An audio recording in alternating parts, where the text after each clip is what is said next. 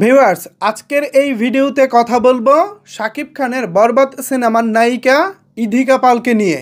ওনাকে কিছুদিন আগে খাদান সিনেমার প্রমোশনে এতটাই অ্যাক্টিভ দেখেছি যে আমি জাস্ট অবাক হয়ে গিয়েছিলাম।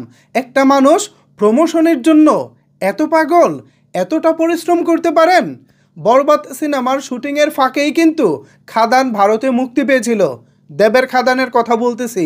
ওই সময় খাদান টিমের সাথে পুরো কলকাতার রাজ্য চষে বেরিয়েছেন ইধিকা পাল এবং প্রমোশনে রেখেছেন বড় রকমের ভূমিকা। কিন্তু এই যে বরবাদ মুক্তি পাচ্ছে আর মাত্র 3-4 দিন পরে বাংলাদেশে ইধিকা পালকে দেখছি না কেন? বরবাদ টিমের কাছে আমার প্রশ্ন, ইধিকা পালকে আপনারা নিয়ে আসছেন না কেন? আপনারা কি আপনাদের যারা অভিনেতা অভিনেত্রী আছে, আপনাদের যারা সিনেমায় যারা অভিনয় করেছেন তাদেরকে দিয়ে কি আপনাদের প্রচারণা করানোর কোনো প্ল্যানিং নাই নাকি? যদি থাকে তাহলে শুরু করছেন না কেন? বাংলাদেশের প্রত্যেকটা টেলিভিশন চ্যানেলে ইধিকা পালকে নিয়ে বা প্রযোজক যারা আছেন পুরো টিম সহ আপনারা ছুটে যান। আপনাদের গল্প শুনতে চাই, পিছনে কিভাবে আপনারা কাজ করেছেন, নির্মাণের বিষয়বস্তু, বরবাদ নিয়ে প্রত্যাশা, ভালো লাগা, কতভাবেই তো প্রচারণা করা যায়। ভিউয়ার্স, আমি কি ভুল কিছু বলতেছি? ইধিকা পালকে তো নিশ্চয়ই দেখেছেন, খাদান সিনেমার প্রচারণায় সেই লেভেলের এফোর্ট দিয়েছেন। তো আমরা তো চাই এবার বরবাদেও তিনি তার এফোর্টটা দিক, বরবাদেও তিনি তার সর্বোচ্চটা দিয়ে আমাদের সামনে দারুণ কিছু উদাহরণ তৈরি করুক।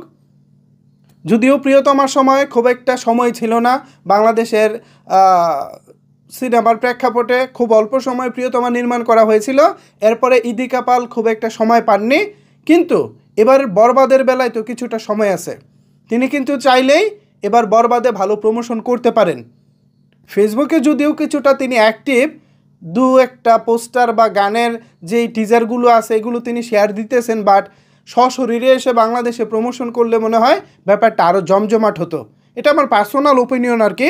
আমি এটা রিকোয়েস্ট করব, বরবাদের যারা টিম আছে, প্রযোজনা প্রতিষ্ঠান আছে, আমি তাদের কাছে রিকোয়েস্ট করব এভাবে কি প্ল্যানিংটা করা যায় কি না।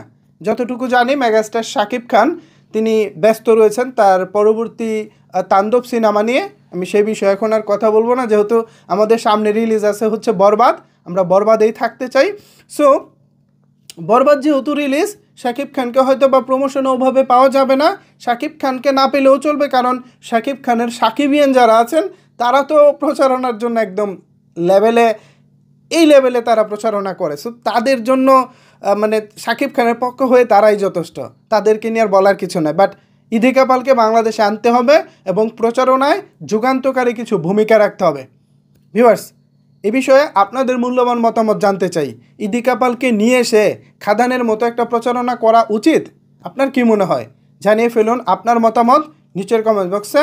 আর আমাকে যদি বলতে বলেন, আমি বলবো ভাই ইধিকা পাল আসুক, বাংলাদেশের প্রত্যেকটা টেলিভিশন চ্যানেল থেকে শুরু করে যতগুলো গণমাধ্যম আছে, সকাল বিকাল দুপুর যখন যেখানে দরকার প্রচারণা চলুক হরদম।